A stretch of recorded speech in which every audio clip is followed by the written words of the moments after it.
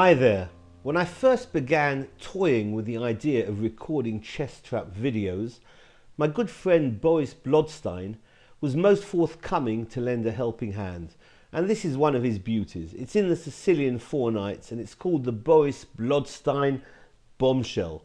e4 and c5, knight f3, e6, d4, black takes on d4, white recaptures with a knight after knight f6, hitting the pawn on e4, then knight c3, defends, and black plays knight c6, the Sicilian 4 knights.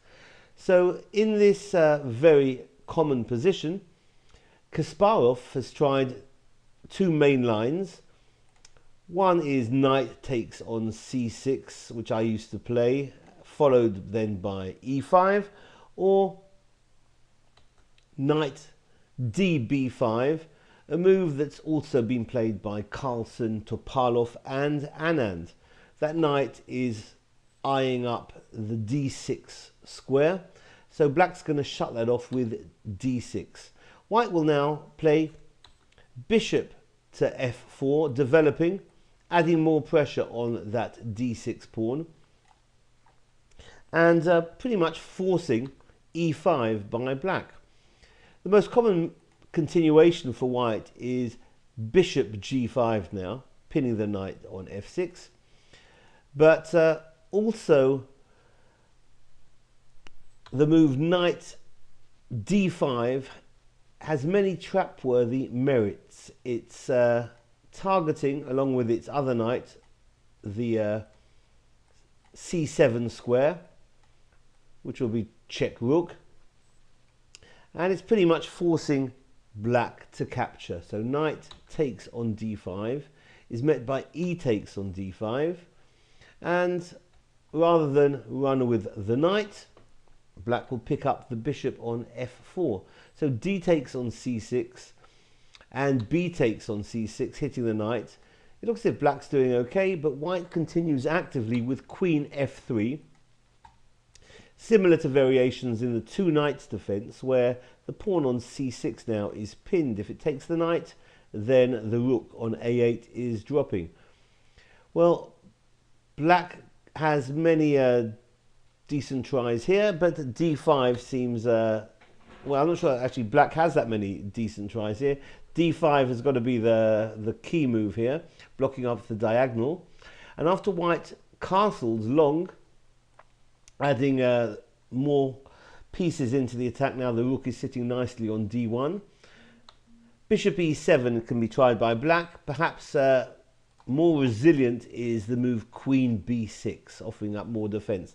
But if black understandably wants to castle as quickly as possible, bishop e7, hoping to castle next move, then white plays an unexpected relocation of the queen to c3, which does two things. It hits c6 as well as targeting the pawn on g7. So black here could simply castle and give up the pawn on c6. And that would probably be black's best defense. Also possible is bishop d7 here. If, though, black now takes the knight on b5, then white's going to get in with the queen on g7. Queen takes on g7, hitting the rook. That's going to be defended by bishop f6, hitting the queen at the same time. And now white can play rook e1 check. We're going to look at this, but I think a better move is actually bishop takes on b5 immediately. That looks as if it's going to be winning now for white straight away. Because if king e7, now rook h e1.